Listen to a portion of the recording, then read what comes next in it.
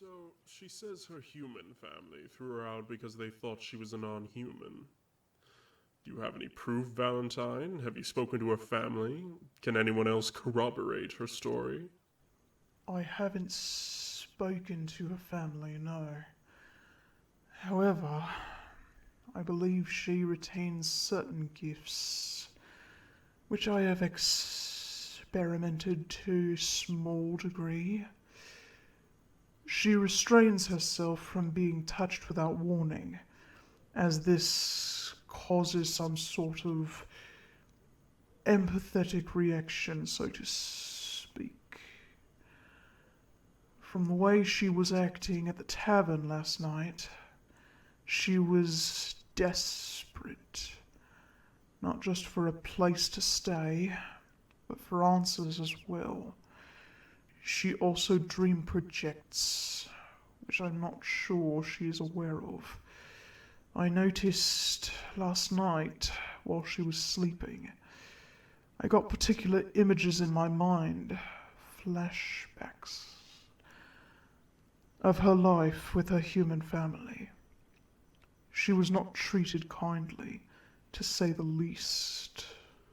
So you two shared a bed?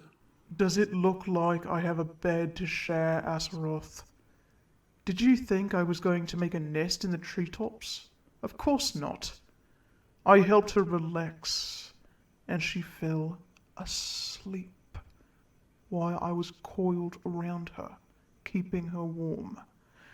She was exhausted. Once I placed her on the sofa, the images stopped. She has been sleeping there ever since. You may think she's been sleeping, Valentine, but in reality she's been awake for a good portion of this conversation. She's in the next room, curled into a little ball, trying desperately not to make a peep. However, elf ears hear everything. Is that so? My dear, you can come out if you would like. We have some company, an acquaintance of mine, who may be able to help with your current predicament. Good morning, my dear. I apologize for leaving you on the sofa, but after what we spoke of last night, I thought it would be wise to ask for assistance from someone more adept at your situation. Please, don't just poke your head around the corner. Come and sit. This is Azeroth, a dark elf. He retains certain gifts of his own that may be able to help us find where you belong. Won't you please join us? She is wary of me. However, not in the way most humans are wary of dark elves. She is wary like a wild animal. She watches body language, eye contact, scent, skin tone, muscle movement. This is her language.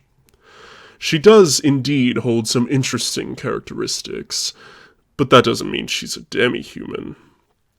Right now, she is merely assessing the situation through her own means. Her instincts will tell her it is safe, eventually.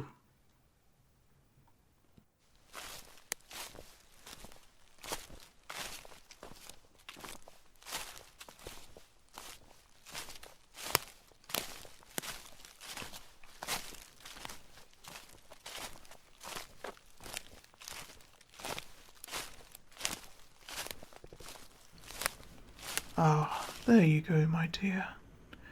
It is nice to see you've gotten some good rest. How do you feel? Well, better than yesterday is definitely an improvement. Now, not to rush you after you've just woken up, but Azeroth is a busy man and doesn't like to sit in one place for too long. So, let me explain the situation to you. In a nutshell, as humans like to say. After hearing your story and experiencing what I did last night, both while you were awake and asleep, I have asked Astaroth to do a blood scry for you. If you are indeed a throwback, this ritual will tell us for sure, and may even be able to tell us what species of demi-human you are related to. Is that something that you would like to try? How much blood, she asks. Only a tiny drop, dear, but it must be placed in a specific place in order for it to work. You may find it a bit extreme, or perhaps morbid, but it is how the ritual is performed.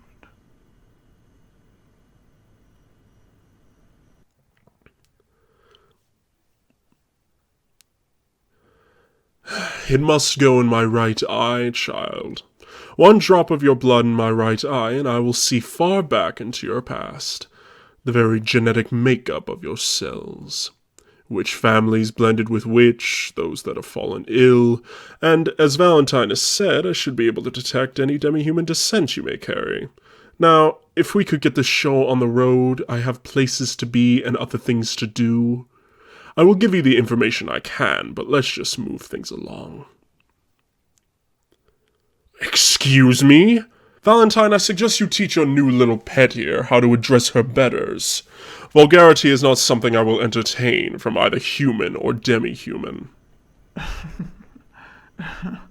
Apologies, Astaroth. She is still learning. Remember, she was raised by humans. Now, my dear, do you still trust me to touch you? Good. Then I'm going to draw a drop of blood from your finger and help you drop it into Astaroth's eye. Is that all right? Good. Okay. I don't want to use a splinter, so please forgive me, but my fangs are the sharpest things in the room. Trust me, dear. You know I mean you no harm. There. Now quickly, over to Astaroth.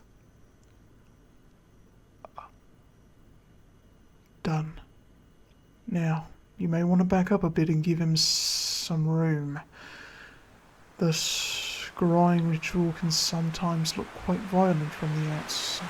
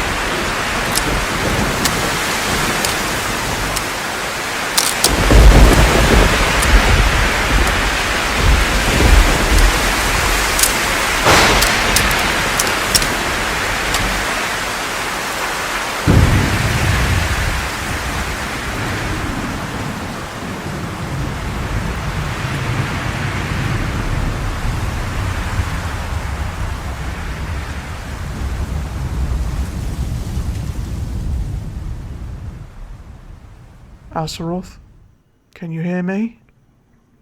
Is it done? Yes, I have seen her past, and partially her future, although somewhat unintended. She is a demi-human of Lamia descent, as it happens to be. That is probably what guided you to her in the first place. However, she is not just Lamia. It appears she is also Artemis. Artemis? You can't mean... Yes, the goddess of the hunt, the protector of the forests. Although Artemis had a great dislike for human men, she was less wary of the men who were more creature than human. That is how she came to take Lamia as her lover for a short time. And this girl is a throwback of that lineage. It is a great honor and comes with many gifts. However, it also comes with a cost. Yes, child, a cost. You see, throwbacks are not just mere embodiments of a long-lost ancestor. In time, you will actually start to become them. Your animal instincts are proof that you possess the spirit of Artemis.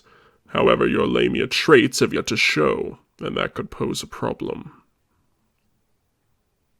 What kind of problem? Well, for starters, you were raised by a human family, so your Lamia side was suppressed. Normally, a throwback will have changed their appearance by childbearing age. You, on the other hand, were made to bury those instincts as deeply as you knew how. The problem lies there, child. You are a Lamia. You will become a Lamia. But how, I do not know. Oh, and, one other thing that I saw, Valentine. Yes, Azeroth. Her change will happen soon, and it will be very painful. What transpired between the two of you last night created a bond, and that bond may very well have kick-started her transformation. A bond, you say? What kind of bond? Surely not a pair bond. Only time will tell. For now, she is your responsibility, and you must make sure she does not die in the changing process. Her lineage is too important to lose. For now, I suggest you let her rest, keep her close, and make some amenities here that are better suited for her. Unlike you, she cannot sleep in a tree every night, and she needs a bath. Really, girl? Your Lamia side may be coming out sooner than I thought. You've already got a snake's tongue. Ugh, such disrespect. I'm off, Valentine. Do what you can with the information I've given you. You may have days, weeks, or maybe even months, but her change is coming, and it'll be very difficult on the both of you. Good day, Valentine, and to you, Ortunga.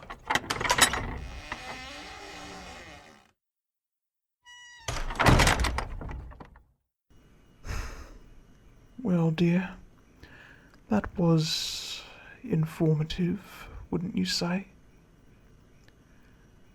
Yes, even though we don't know the whole story, at least we know a few bits and pieces that would help us quite a bit with your current situation, don't you think? Better than nothing is right. At least we know more than we did yesterday. Anyway, now, since you're awake, would you like anything to eat or drink? I keep human food on hand for certain guests. Coffee? Yes, I do actually have some. Let me brew you a bit, and then we can sit and chat about what our next step should be.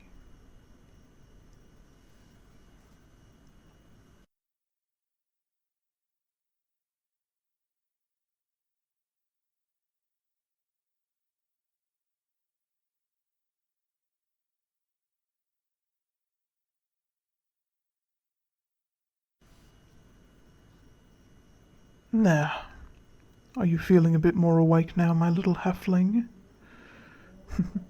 Good.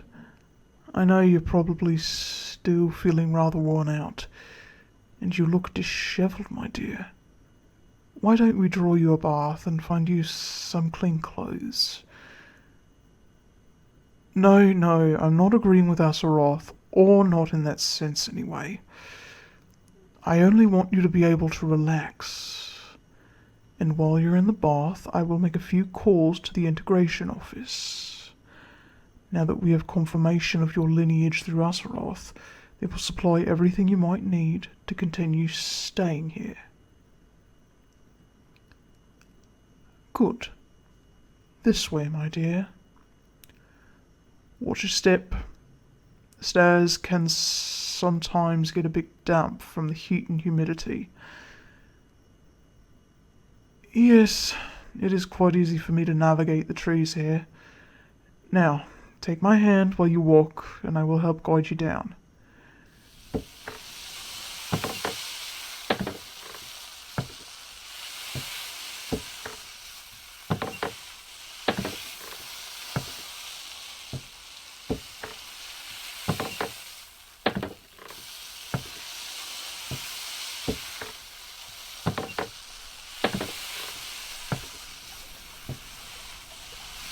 There we go, here we are.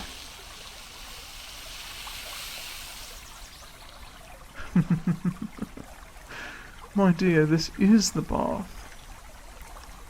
I realise it looks like a large built-in pond, and that is kind of the point. It's all meant to look and feel as natural as possible. There's even a small waterfall to one side to relax under. Now, I don't have any soaps made for human skin, but just taking a dip in the hot water should clean you up until we can get more supplies later today. For now, lay in the water and rinse off as best as you can. I will fetch you some clothes. Unfortunately, you'll have to make do with one of my large shirts. Are you sure that is fine?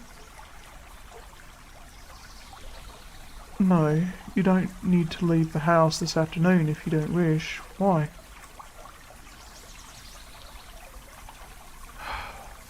Yes, I suppose you're right. As long as you're not out in public or we don't have any unexpected guests, your attire should be fine until I can get garments more suited for you. Now, I will give you some privacy and go make arrangements with the integration department. When you've finished, just come back up the stairs and we will start working on getting your new life in order.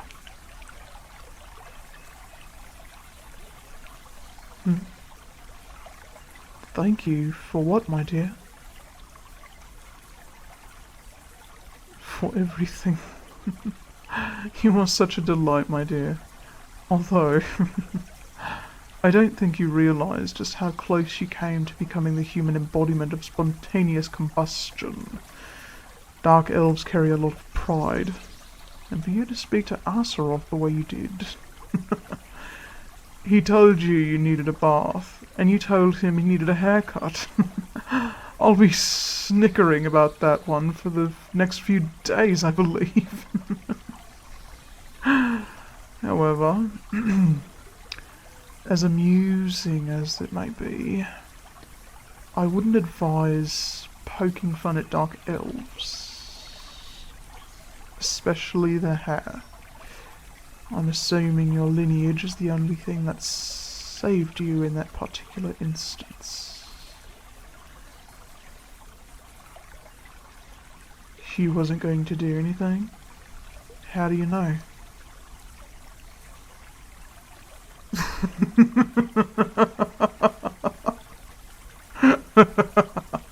All bark and no bite, you say? Well, if that is what my little halfling says, then I will take your word for it. Now, take your baths, sweetling. We have a busy rest of our day ahead.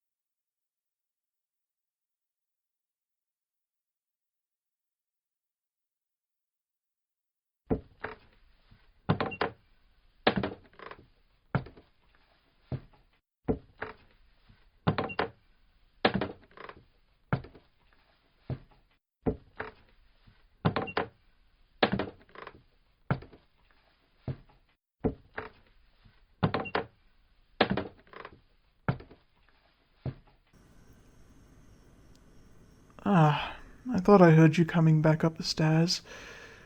Are you feeling better? Did you find the shirt I left for... My dear, your legs. What is wrong with your legs? They look raw. You're not feeling well? Shite. Astaroth was right. We don't have much time after all.